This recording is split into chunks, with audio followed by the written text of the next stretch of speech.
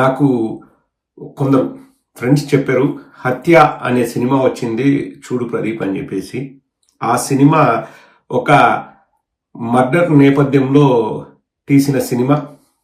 VS Dayananda Reddy అనే ఆ వ్యక్తి హత్య గురించి తీసిన సినిమా.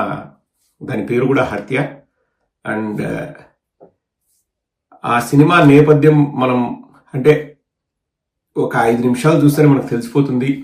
ఇది వివేకానంద రెడ్డి గారి హత్యకు సంబంధించిన సినిమా లాగా ఉందని. బట్ వాళ్ళు ముందు డిస్క్లైమర్ వేసుకున్నారు, ఎవరికి సంబంధం లేని సినిమా ఇది, అసలు ఏవైనా రిజంబ్లెన్స్ ఉంటే అవి ప్యూర్లీ కోఇన్సిడెంటల్ అని చెప్పేసి.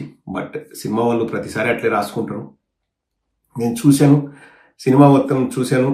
అండ్ నాకైతే చాలా చాలా చక్కగా అనిపించింది సినిమా. అంటే ఒక సినిమా అని కాకుండా మన కళ్ళ ముందు మనం రియల్గా జరిగింది చూస్తున్నామా అన్నట్లు తీశారు. ఆ సినిమాలో ఒక పోలీస్ ఆఫీసర్ మెయిన్ భూమిక పోషించారు, ఇన్వెస్టిగేషన్ ఆఫీసర్ ధన్య అని చెప్పేసి యాక్ట్రెస్ ఉన్నారు. చాలా చక్కగా చేశారు. And it's like kind of minimum బడ్జెట్లో తీసిన సినిమా. బట్ అంటే పెద్దగా పేరున్న యాక్టర్స్ లేకపోయినా కానీ అందరూ చక్కగా నటించారు. And we should appreciate the director. చాలా ఆనెస్ట్గా సినిమా తీశారండి. అంటే ఎవరికో సపోర్ట్ చేద్దాము, ఎవరినో విలన్లుగా చూపిద్దాము అని కాకుండా బాగా లోతుగా రీసెర్చ్ చేసి అసలైన విషయాల్ని వారు తెలుసుకొని ఆ సినిమా చేసినట్టు నాకు అనిపించింది. నాకు చాలా విషయాలు అంటే అందులో నేను చూసినప్పుడు పర్లేదు, ఎవరో ఒకరైనా కానీ వాస్తవాల్ని బయటికి తీసుకొస్తున్నారు కదా అని నాకు అనిపించింది.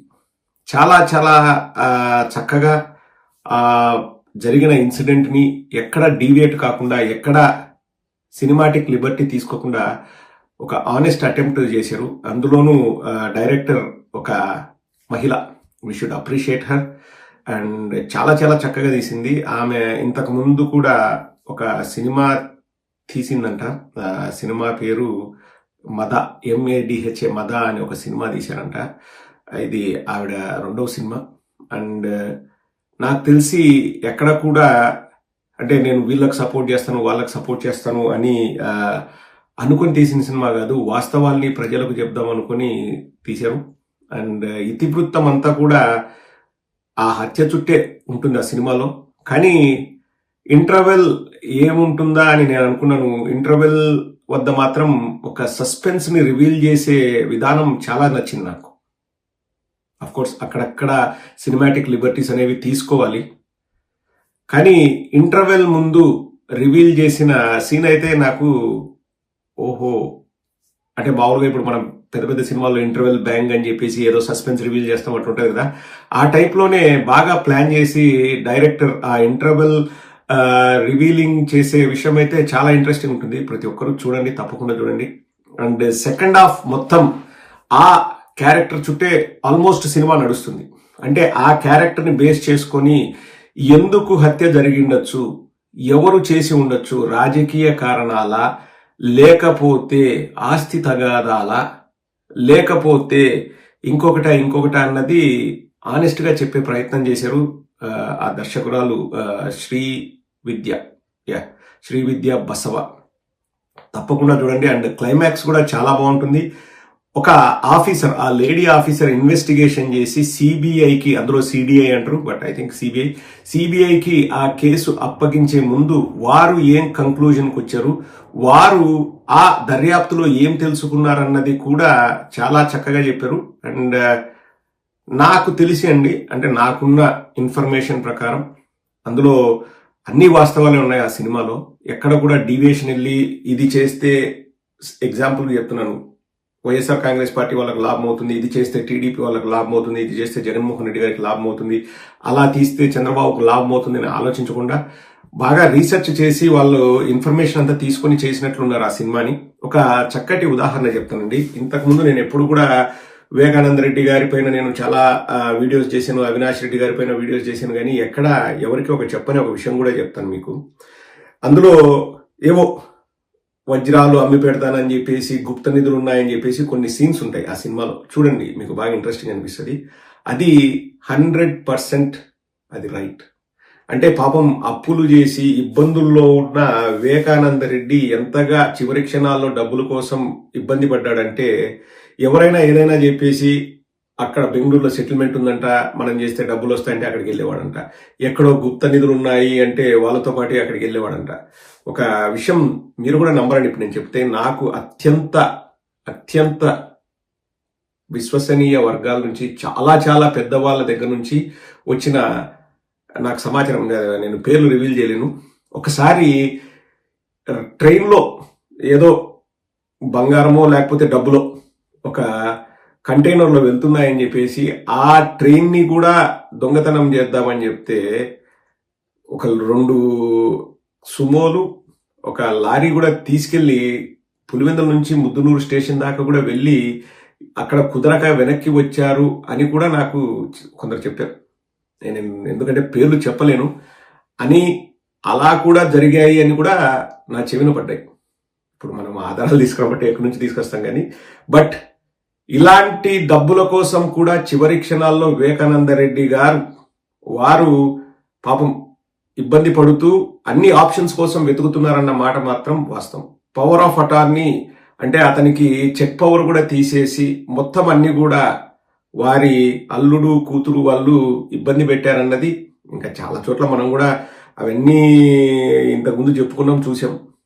అసలు సునీత గారు తన వాంగ్మూలంలోనే క్లియర్గా మా ఫాదర్తో చనిపోయే ఒక 6 months ముందో ఎప్పటి నుంచి నేను మాట్లాడడం మొదలు పెట్టాను, అంతకుముందు 5 ఏళ్ళు నేను అసలు వివేకానంద రెడ్డి గారితో మాట్లాడేదాన్ని కాదు. 5-6 ఏళ్ళు ఎప్పటి నుంచి గొడవలు అయ్యాయంటే సునీత గారి వాంగ్మూలంలోనే క్లియర్గా వారు చెప్పారు. నేను ఆ అమ్మాయి షమీం అనే అమ్మాయిని కడపలో మా ఫాదరు సమైక్యాంధ్ర ఉద్యమం చేసి హాస్పిటలైజ్ అయితే హాస్పిటల్ దగ్గర నేను ఆ అమ్మాయిని ఫస్ట్ టైం చూశాను. తర్వాత ఈ రూమర్స్ అన్ని కూడా విన్నాను. అప్పుడు మా ఫాదర్ నేను అడిగితే ఇది నిజం కాదని మా ఫాదర్ అన్నాడు. సో మాకప్పుడు మనస్పర్ధలు వచ్చిన మాట వాస్తవం. నేను అంతకుముందు 5 ఏళ్ళు నేను మాట్లాడలేదని చెప్పేసి స్వయంగా సునీత గారే వాంగ్మూలం ఇచ్చారు. ఆ వాంగ్మూలాలు అన్ని కూడా ఉంటాయి, everything is recorded. So disturbances అయితే ఉన్నాయి, ఫ్యామిలీలో డిస్టర్బెన్సెస్ ఉన్నాయి. ఆ ఫ్యామిలీలో ఏం జరుగుతుంది అన్నది అక్కడ లోకల్గా ఉన్న వాళ్ళకు తెలుసు. అండ్ ఆ అర్ధరాత్రే ఆ షమీం అనే అమ్మాయి దగ్గర నుంచి మెసేజ్ రావడం, నీ కుటుంబం నాశనం అయిపోద్ది, నీ కూతురు నాశనం అయిపోద్ది, అది అని చెప్పేసి ఆమె మెసేజ్ పెట్టిన మెసేజ్లు కూడా బయట కూడా ఇంతకుముందే చూపించాము. ఆ అమ్మాయి వివేకానంద రెడ్డి ఒక చిన్న బాబుతో ఆడుకుంటూ ఉండడం, ఆ వీడియోలన్నీ కూడా వచ్చాయి. సో మోటివ్ ఏంటన్నది వాళ్ళ ఎస్ఐటి అంటే సిట్ ఇన్వెస్టిగేషన్లో ఏం తేలిందన్నది ఈ సినిమాలో దర్శకురాలు చాలా చక్కగా చెప్పారు. మీకు సినిమా చూస్తే మీకు తెలుస్తుంది, ఓపెన్ మైండ్తో చూడండి. లేదు వాడు చంపింటాడు వీడు చంపింటాడు ఇట్లా అనేదానికంటే వాళ్ళు ఏం చెప్పాలని ట్రై చేశారో మీరు చూడండి. And I should appreciate the director for coming up with a clean movie. అంటే నేను క్లీన్ మూవీ అని ఏ ఉద్దేశంతో అంటే రాజకీయ పార్టీలకు సపోర్ట్ చేయాలనే ఉద్దేశంతో వారు తీసినట్లేరు. నాకు ఆ డైరెక్టర్ ఎవరో కూడా అంటే నాకు గతంలో ఆ డైరెక్టర్తో నాకు పరిచయం లేదు. బట్ సినిమా చూసిన తర్వాత నాకు అనిపించింది బికాస్ నాకు చాలా విషయాలు తెలుసు అందులో. And most of the things అందులో వారు ప్రస్తావించినవన్నీ కూడా వాస్తవాలు. నేను కూడా చాలా మందితో మాట్లాడి, ఇన్ఫ్యాక్ట్ వివేకానంద రెడ్డి గారి హత్య జరిగిన తర్వాత వచ్చిన ఆరోపణలు ప్రత్యారోపణలు ఇవన్నీ జరిగిన తర్వాత ఈ సిబిఐ ఇన్వెస్టిగేషన్ అది నడుస్తున్నప్పుడు అవినాష్ రెడ్డి గారి వర్షన్ ఏందని ఫస్ట్ బయట ప్రపంచానికి చెప్పింది నేనే. ఆ తర్వాత ఎంతో మంది టీవీ ఛానల్ వాళ్ళు పిక్ చేసుకున్నారు ఆ ఇష్యూని. అదే మ్యాటర్ని వాళ్ళు 100 ఛానల్స్లో చెప్పారు, మనం ఏం చెప్పాము అది. బికాస్ జరిగిండేది అది నేను చెప్పింది ఆల్మోస్ట్ అన్అఫిషియల్ అవినాష్ రెడ్డి గారి వర్షన్ నేను చెప్పింది. ఎందుకంటే అక్కడ ఓన్లీ ఈ న్యూస్ పేపర్లో చూసేదో అదో ఇదో కాదు. అంటే అవినాష్ రెడ్డి గారి వర్షన్ అంటే అవినాష్ రెడ్డి గారు ఎక్కడికి వెళ్ళారు, అవినాష్ రెడ్డి గారు ఎప్పుడు వచ్చారు, అవినాష్ రెడ్డి గారు ఎప్పుడు ఆ స్పాట్కి వెళ్ళారు, ఎవరు ఫస్ట్ పోలీసులకు ఫోన్ చేశారు, ఇవన్నీ కూడా ఇంతకుముందు మనం చెప్పాము. ఆ సినిమాలో కూడా ఆల్మోస్ట్ 95%, అలాగే ఉంటుంది.